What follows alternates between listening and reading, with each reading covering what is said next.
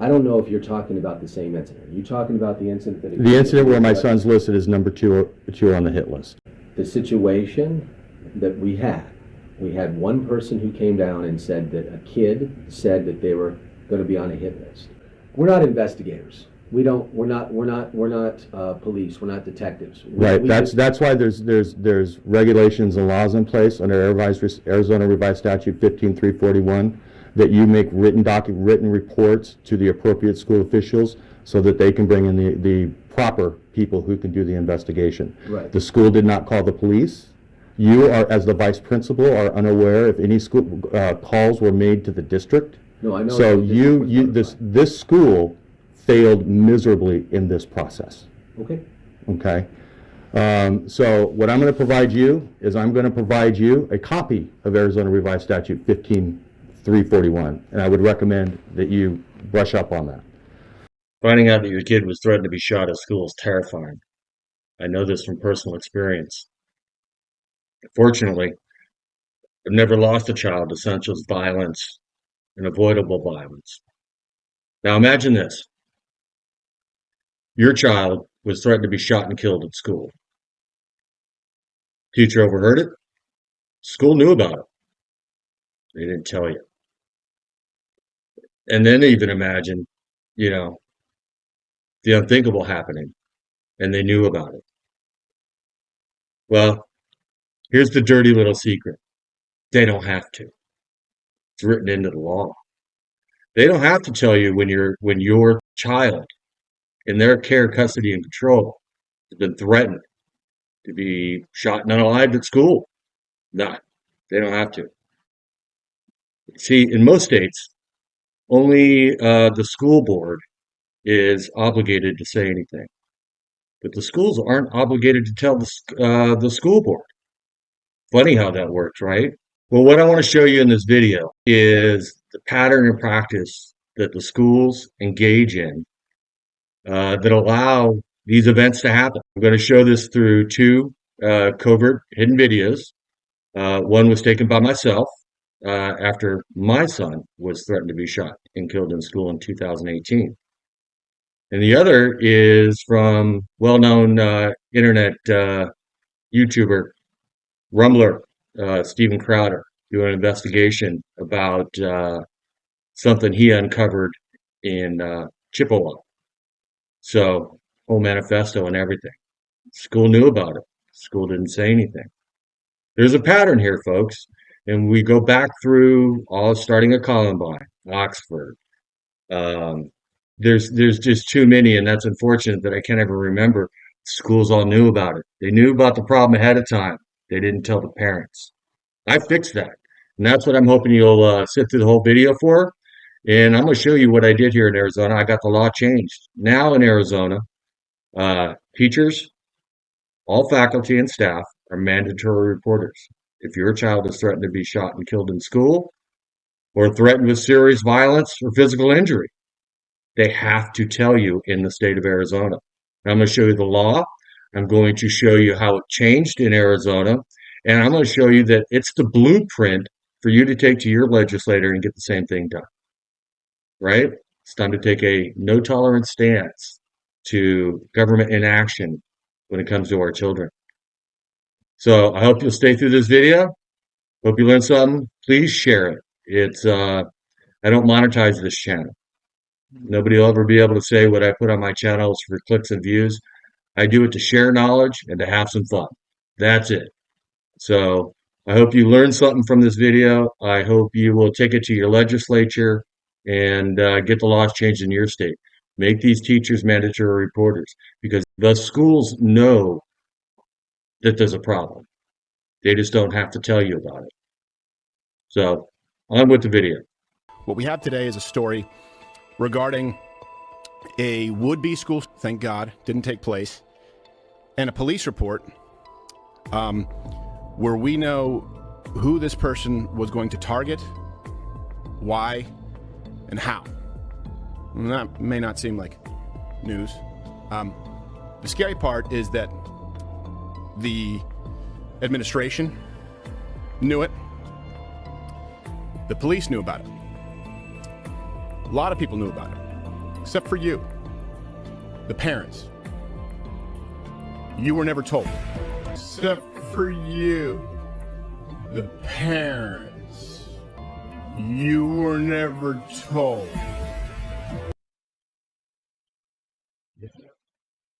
That's right. Back in 2018, in the very beginning, and we're going to watch some more of that here in a second.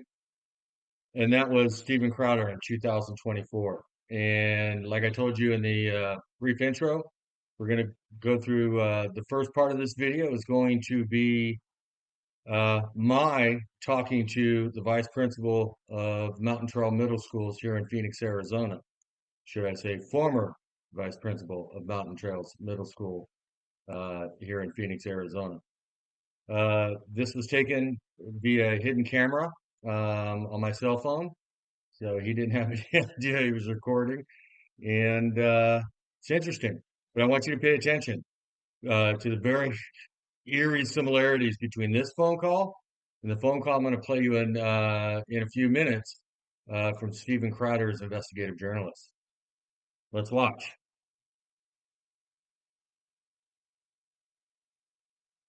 Can you please provide me the written forms to confidentially report incidents of harassment, imitation, or bullying as mandated by Arizona Revised Statute 15341?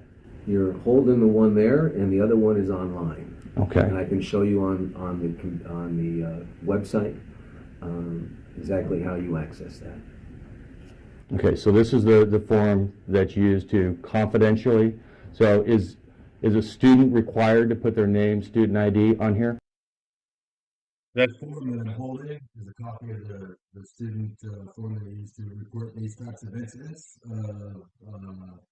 harassment, bullying, threats of violence, or physical death. And on that form, it states, name and student ID. You're supposed to be able to do it confidential. That's what I'm questioning them on. They'll have to put their name on there? Okay, is there a box or something that they would drop it in so it would be confidential instead of having to hand it to somebody? Well, I think if you want to be completely confidential, you should just use the online form. Okay. Which I'll show you where it is. Is there any instruction provided to the students that they have that capability? Yes. When is that provided? Is that in a handbook? In school, Is the that it? officer goes into classes and tells kids about it. We make it pretty clear at the beginning. I spoke to kids about it. Thing. Okay, I can probably find that. I appreciate that. He had just gone on and on about where to find the form. He's trying to CYA himself, if you will.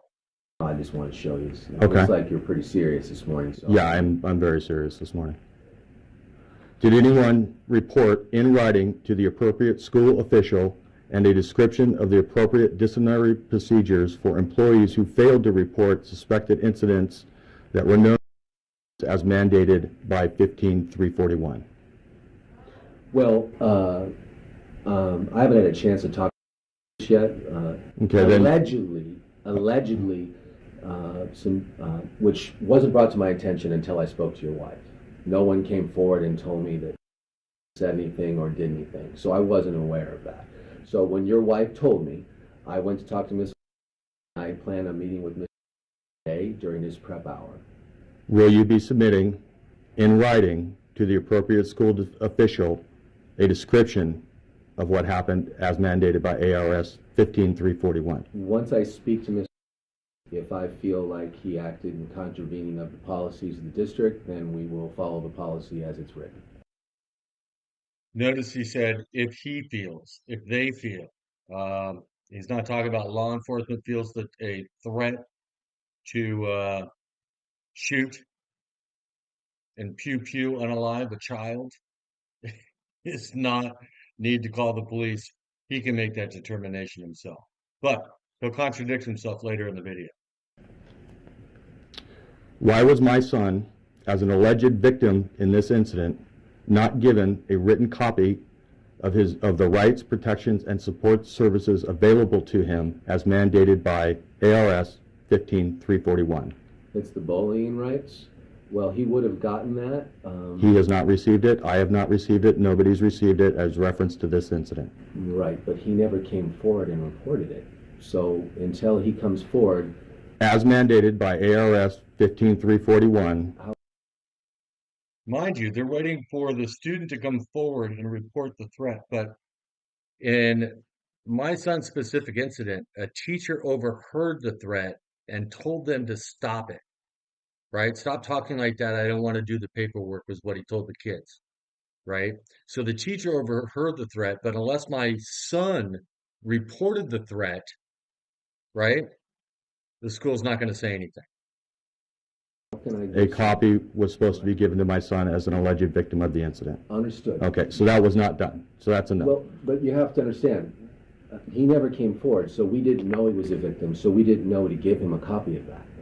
How were we supposed to know that he was victimized? He never came forward and said anything. I don't know if you're talking about the same incident. Are you talking about the incident that... The incident where my son's listed as number two on the hit list. Where is that? Where's that list? Where is that? What is the formal process for an investigation by an appropriate school official of suspected incidents of harassment, intimidation, or bullying, including procedures for notifying the alleged victim on completion of and disposition of the investigation as mandated by Arizona Revised Statute 15341? The student, when they're identified, they're brought down. They're allowed to give their information, so they're allowed to tell us their version of the event. We try to gather as much information as we can, so we look for witnesses and stuff like that. We'll call them down, we'll see if their recollection is the same or if it's different. We talk to any teachers or adults that were present that may have seen the incident. But again, we can't do that if we don't have the knowledge. If someone doesn't come forward and tell us, well, I was victimized or I was threatened by this, then we don't know that happened. Have any other students been interviewed? I don't know. I didn't. As the vice principal of school with a threat of violence and a shooting in the school, you don't know? Well, that's... You understand my concern on that one, sir? I certainly do. Listen to this man. This is going on across the country, right? He just admitted that he knew about the threat, right? He didn't do any interviews, and he doesn't know if anybody else was interviewed. Is that insane? Am I alone? I don't think I'm alone. I got the law changed. So, but that's insane. And you're going to hear this very similar tone from this other phone call that we're going to play here in a few minutes. And I get where you're coming from, and I understand your frustration and your anger, but you have to understand that the situation that we had one person who came down and said that a kid said that they were going to be on a hit list. So immediately, we went and got that shot. We got his backpack, we brought him down. We talked to him for a good hour. He never went back to class. After talking with him, we decided that he made an utterance. He said something in retaliation or because he was being made fun of. Okay, once again, what do we hear? We decided. Somebody called him a name, and he said something like, "You just made the list." That's what he said. At no time did he reference a hit list. At no time did he say anything. The police have searched his computer and searched his stuff, and no one has found a list. Okay. One doesn't exist. At least three. It's amazing to me the lies that this man tells. Because just a few seconds ago in this video, he doesn't know anything that's happened in the last 2 days. But he knows that the computer has been thoroughly searched and all of his items have been thoroughly searched. What about the gun Grandpa gave him for Christmas? Where's that one? He doesn't mention that. I knew about it already. Students that I'm aware of, and be mindful of this. I've been home since 7 o'clock last night. Okay, I drove in from Oklahoma yesterday because we had 2 deaths in my family. All right. Sorry to hear that. And in that short time, you've had at least 2 days. We're going on the 3rd day now. You've had at least 2 days to do some investigation here on campus.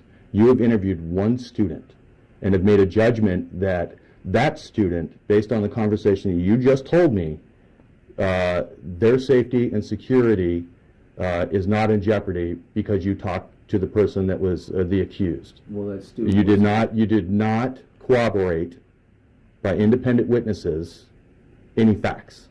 The other person that came forward said that they were told. So a person who hears that, that's, they heard it. They weren't a witness. Right. They didn't see it. Right. Okay. So Did they make reference to you in the interview about my son? no. Okay, did you guys catch that? First, we only interviewed one person. Now there's a second. See how I did that? Okay. She didn't say anything about anybody else. And if she would have, we would have brought those kids down. But for us, the immediate situation, we go and get the student. Okay. We don't worry about. We're not investigators. We're not police. We're not detectives. Right. That's why there's regulations and laws in place under Arizona Revised Statute 15341 that you make written reports to the appropriate school officials so that they can bring in the proper people who can do the investigation. Right. The school did not call the police. You are, as the vice principal, are unaware if any school calls were made to the district. No, I know. So this school failed miserably in this process. Okay. Okay. So what I'm going to provide you is I'm going to provide you a copy of Arizona Revised Statute 15341, and I would recommend that you brush up on that. All right. So that's my interview, and I'm going to play you this next clip here. But it's amazing to me. Let's move me over here. Yeah, there we go. It's amazing to me the similarities that you're going to hear in these two conversations, years apart from different parts of the country. And just the tone, the tenor, and even the words are very, very similar. So let's go along for this ride. So at the beginning of this section, I'm going to let Stephen Crowder, he's going to lay out the foundation. It's about a minute, and then he's going to get into a 7-minute phone call that you can listen to. Before I forget, I want to mention to you, I'm going to drop links into my playlist on how I changed the law. You can watch. I got a lot of video that I uploaded 3 years ago when this 4 years ago when this happened, of interviews on this whole process. So encourage you to please go watch that. But let Stephen Crowder lay the foundation here, and listen, it's scary. Things haven't changed, and then we're going to discuss where the flaws in the law are, and we're going to talk about how I went to fix it and got it changed here in Arizona. Play. Wanting to understand the school's decision-making or the lack of ability thereof, a journalist here from Mug Club Undercover reached out to the Dean of Students at the Chippewa Falls Middle School, Corey Hahn. Before I play this for you, and it's how long is it? 7 minutes. It's a 7-minute call. I want to play it in its entirety. Look, I get it. It's not always the most entertaining thing when you have to play, but if we don't play the 7 minutes, the story would be about, you cut 30 seconds out. Remember that happened with BlackRock? Yep. It's like, okay, so just because at this point we don't want to have to follow up on the lies, all of it is out in the open. We need to get more energy. I mean, this guy's got so much energy. That's why it's 7 minutes. Stephen Crowder. Let me provide some context here. They're going to try and make some claims in this call. Okay, here's a claim that you'll hear, because I don't want to pause the video, that there was no imminent threat by the student in this case, so there's no need to notify the parents. The truth is that the Dean of Students, Corey Hahn, themselves informed police that this was a very serious matter to be taken seriously, and the student was suspended immediately and then expelled December 6th in a closed-door session. Yeah. Okay. You just said a lot there very quickly. But did you hear it? That the school made the decision that there was no imminent threat. First coinkydink. There was nothing to worry about, though. There's nothing to worry We immediately about. removed this person from the school, and in a closed-door session, immediately, or as quickly as we possibly could, expelled this student from our school district. Yes, and you're going to hear another claim on this call that unlike this case, parents were informed of these previous incidents because those incidents had a police presence at the school. There was at least one police officer who showed up at the school in addition to the school safety officer with this very scenario. So I just set that up because you'll listen to the 7-minute call and you may not know how to call balls and strikes. You can if you go check out the references. You'll know it's a lie, but I just told you. Here is the call from our journalist to, I want to make sure I get the name right, Dean Corey Hahn. Okay, before we listen to the phone call, I'm going to leave a link in the bottom of the description to two videos, to this video, and then one more to the original video that he uncovered this um, potential bout event at this school, Chippewa. Hello, this is Corey. Hey, Corey, what's up, man? It's Mike. Left you a Oh, message earlier. Hi. How you doing? Yeah, let's I'm see good. his I'm good. How are face. you? I'm good, man. I appreciate you getting back to me. I know you're busy. I just had an issue with my son that I just wanted to discuss with you, if you just have a minute. Yeah, absolutely. Yeah, so unfortunately, me and my wife got divorced a little while back, and she has full custody, of course, so I don't always hear everything that kind of happens. So I just wanted to, one of my friends is on the local police department there. He had mentioned there was a child who was kind of planning something back in October with a manifesto and stuff like that. So I didn't hear about it, so I didn't know if you guys had alerted my wife and she didn't tell me.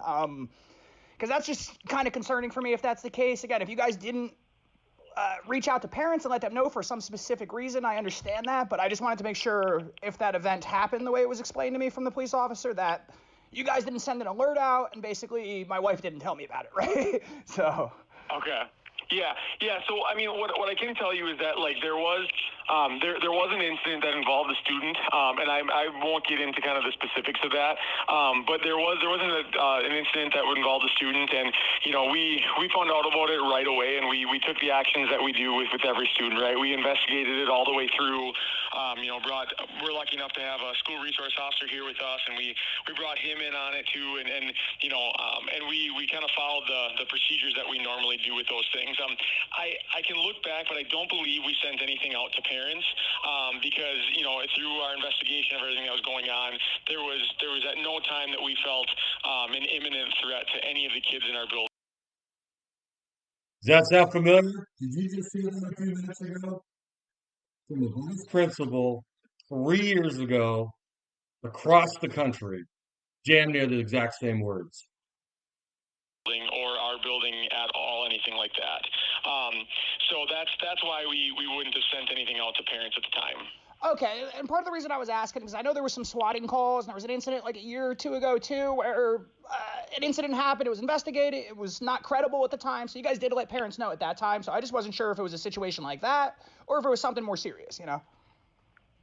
Yep. Absolutely. And this was back in October. Is that correct?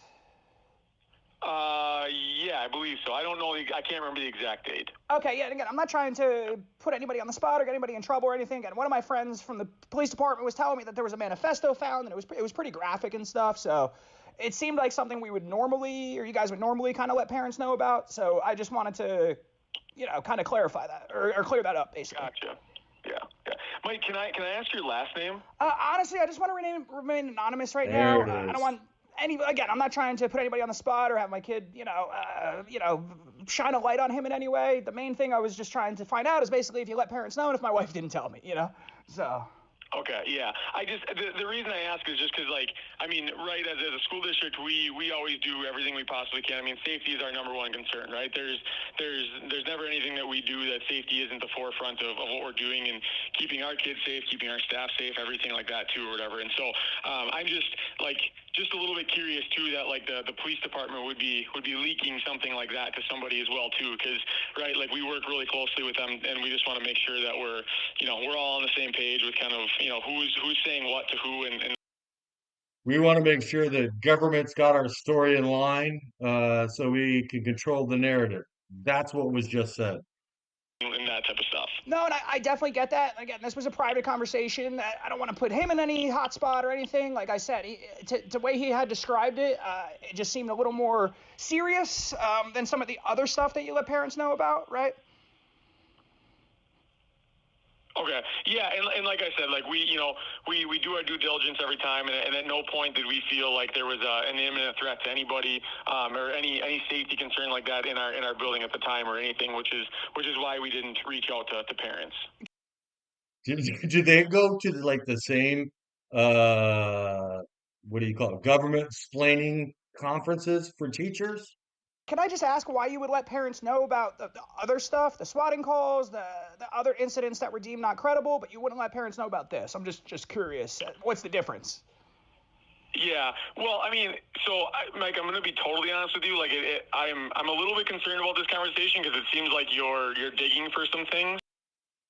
By the way, when somebody says they're going to be totally honest with you before, that means they're about to lie. Like, I'm just. Yeah, no, I'm curious about digging. that I'm digging for. situation. I'm digging for that exact question I just asked. Right. I know we let parents know about stuff that had happened that was less credible. This seemed a little more credible to me, so it just seemed like something we would normally let parents know about. Right. Okay. Yeah.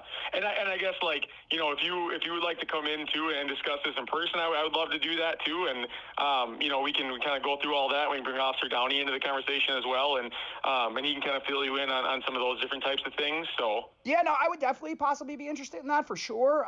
But again, Definitely, just a possibly. simple question, like why would you let parents know about less credible things when you had something that seems more credible to me based on the conversation I have, and you wouldn't let parents know Okay. about that? I'm just honestly, that's my main question. Okay, yeah, and I understand that, right, and I get your conversation that it seems more credible. I would say with the swatting incidents and things like that, like, there were sometimes police officers that showed up to our building and so forth, and so obviously we let people know that there was not anything going on. Everybody was safe. Everybody was okay. In this situation, we. So basically, what he just said was we were trying to protect the school brand. We didn't want to damage the brand of our glorious school.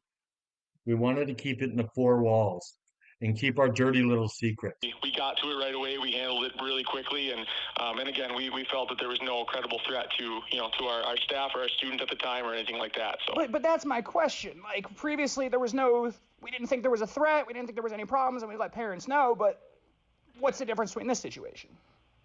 Branding. Well, but again, I mean those previous ones, right? Like there was, if police were there or police showed up at our building, right? People see that, and so we let them know that. But this one, again, But we handled that didn't as a school and we officer took care of it. didn't an officer come to the building for this one though? Well, we have a school resource officer at our building every single day. But wasn't there? We employ school resource officer Dan Downey. Okay, so Dan Downey is directly through the local department, and he basically just handles it, is what you're saying. Well, yeah. So he's our school resource officer, and the high school has a school resource officer, Brian Flug, and so both schools have a full-time school resource officer. Okay. All right, so you're just saying the difference is cops came, there was more of a scene, so you want to let people know. With this one, there wasn't that same scene, so you just didn't feel necessary to basically just scare people, I guess, or alert, something like that. Sure. Okay. All right, well, again, that was my main thing. I wanted to know if there was something that came out that I just wasn't made aware of. So if that's the case, I might take you up on an in-person meeting at some point so we can discuss. But for now, I think that kind of satisfies my question. All right. Well, thank you so much for calling, and have a great weekend. Cool. Thanks, man. I appreciate you getting back to me. Bye. Yeah. Bye. All right, there it is. That's that phone call. You guys see the pattern? These are years apart on different parts of the country. They're using the same language, they're using the same sentence structure to cover up what's going on, right? They want to give you a feel good. We investigated it right away, but you have to get to the root cause of the problem, right? Why weren't the parents notified? Bottom line is, dirty little secret, they don't have to. And that's what we're going to get into now. Watch Louder with Crowder live Monday through Thursday, 10 a.m. Eastern. Do that, by the way. All right, people, here we go. We're going to get into the law. So, what's the dirty little secret? The dirty little secret is the way that the law is written in most states is the school board has an obligation to tell the parents, okay, when their student is involved in some sort of serious incident in schools. But it usually doesn't include threats of serious violence, injury, or death. Those are the key words, right? So, but the other dirty little secret is the schools have no obligation to tell the school board. Ooh, there's the deal, right? So if the school board has all these obligations to tell the parents, right? Unless the school tells the school board, We can keep a dirty little secret inside the school walls. Not acceptable. So I went to bat and I brought this problem to my state legislature.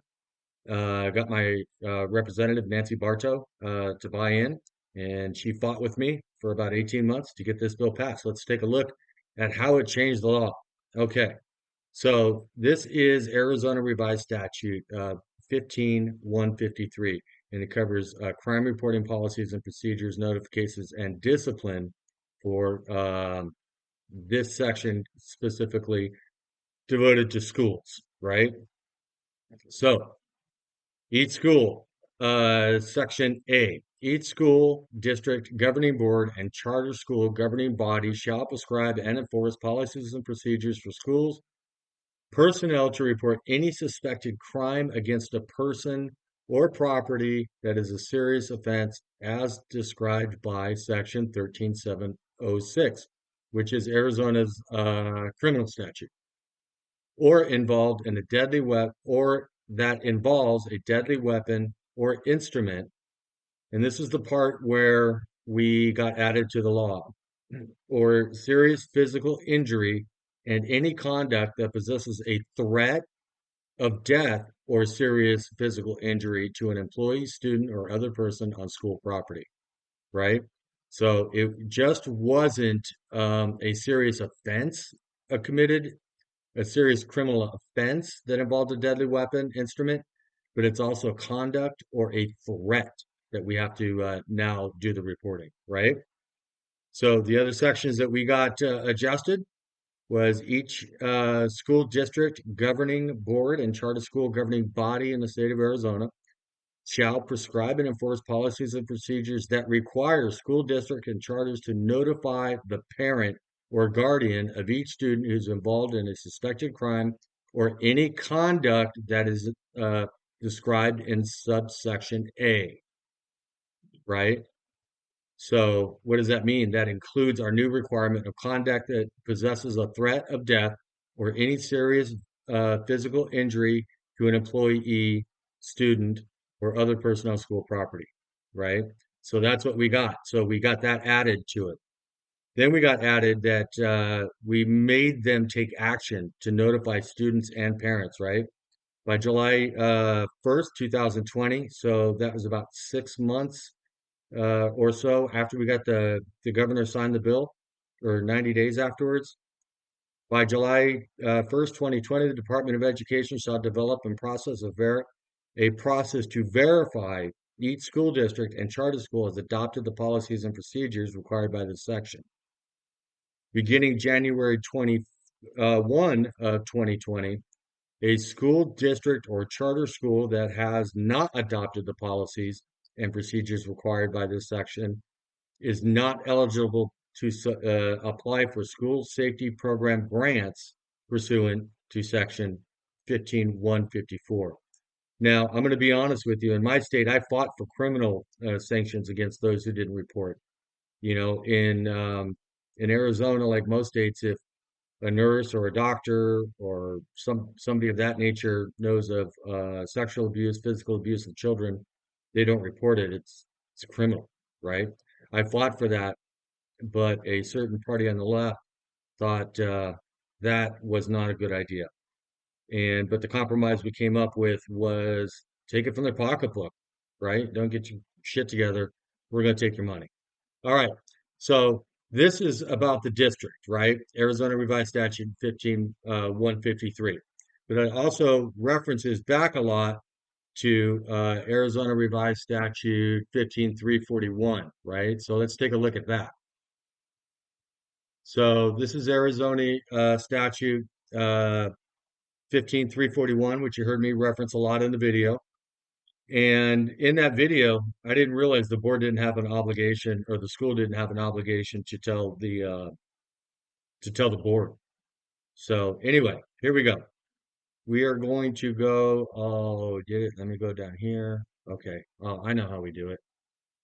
I'm new at this screen recording stuff. Here we go. All right, we're going to go all the way down to section 30. We got this added that they have to report I want to show you something up here. Okay. Shall. Words are important. Not may, not maybe, shall. Report to local law enforcement. Report to local law enforcement agency. Any suspected crime against the property is a serious offense as described. Okay, remember we heard that in section 13706. It involves a deadly weapon, serious instrument, serious physical injury, and conduct that possesses a threat of death or serious physical injury to employees, students, or anyone on the property of a school. So we got that added in there.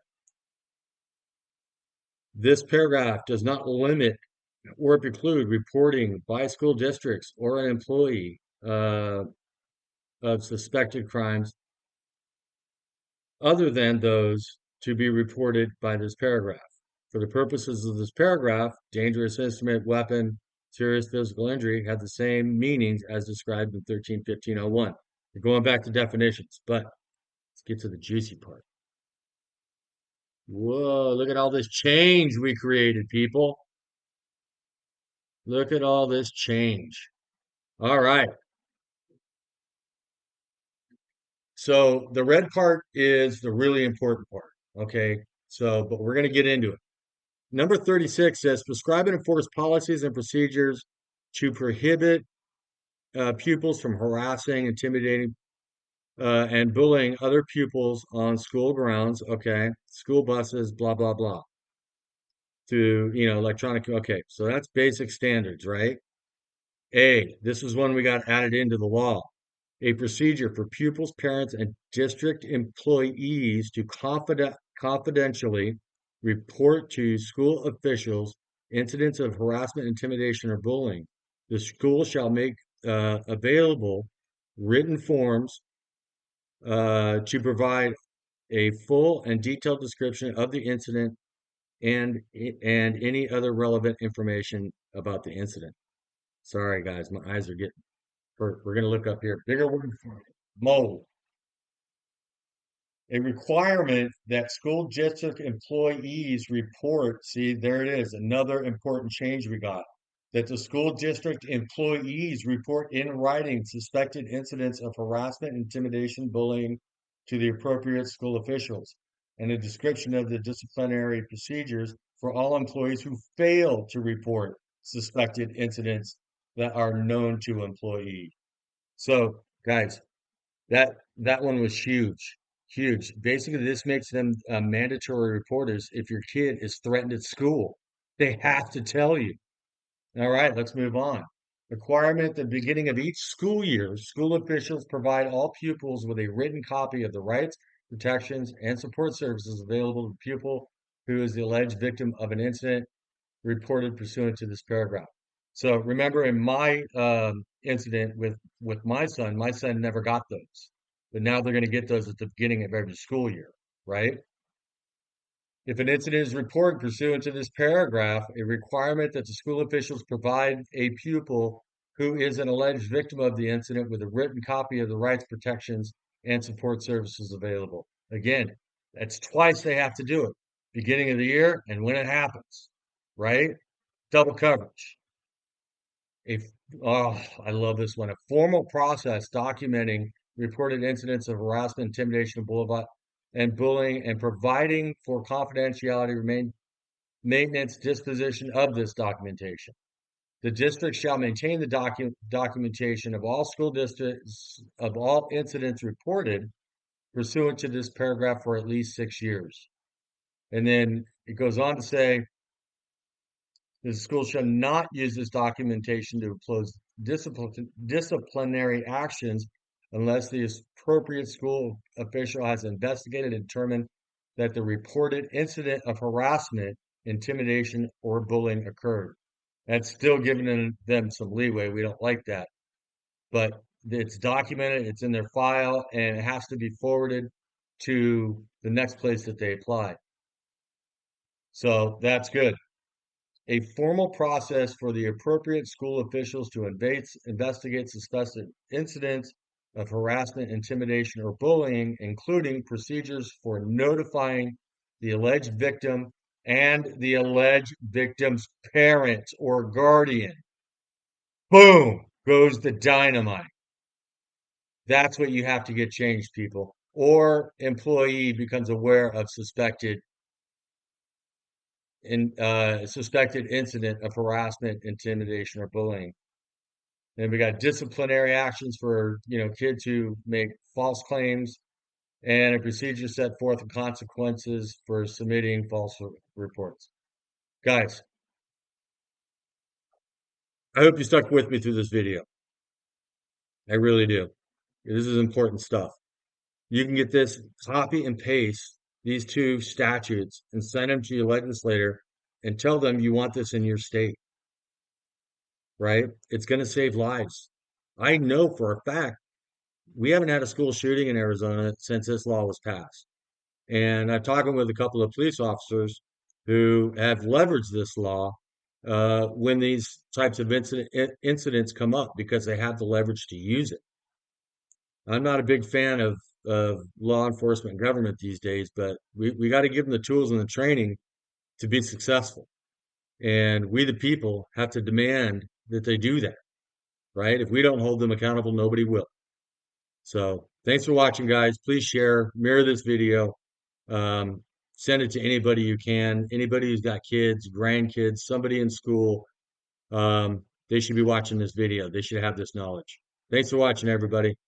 Be good humans. Don't be a dick. The rules are simple.